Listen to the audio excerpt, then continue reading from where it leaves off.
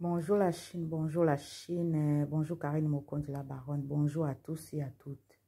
En tout cas, la Chine, bambote na bino, bon mardi na bino, zambazala na bino.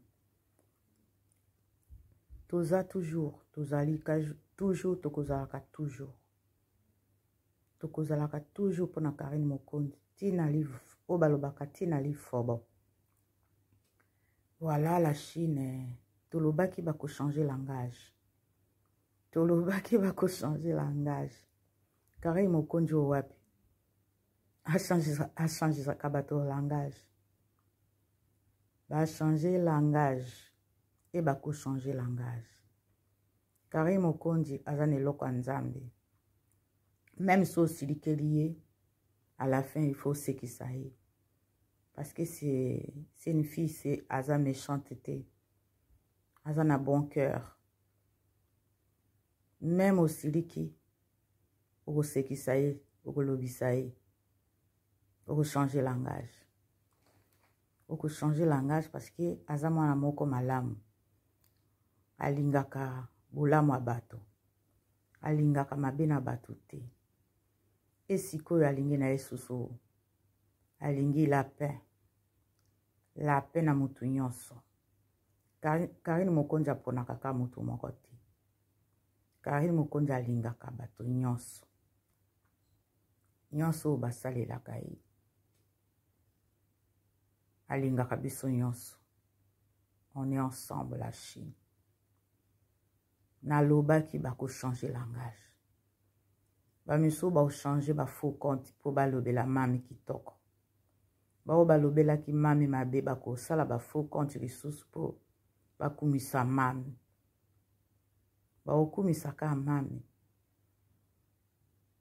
Ba olalisa no ba vrai compte na bango. Tranquille après ba funguli ba faux compte pour balobela mami bien. Bakolobela ka toujours Karine na bien. Balobi kande za mopaya.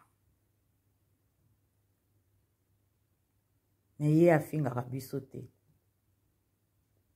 Ka bino biso to salila ke ba faux compte pour na ofinga ye.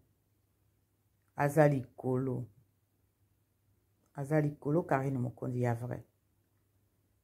Ogo silikela ye yo moko ka mtu golemba.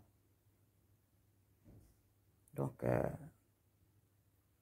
va changer langage. Va changer langage.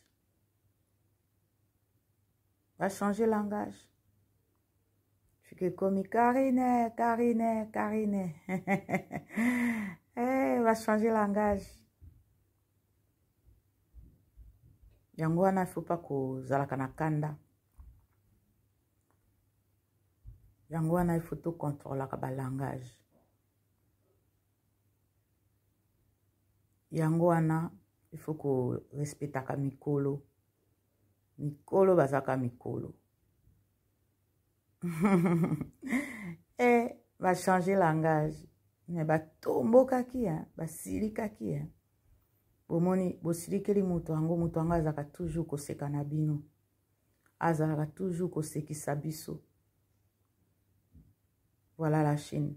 Bon mardi na bino et bonne journée. Ciao, c'est Mère Fashion de notre officiel. Bye.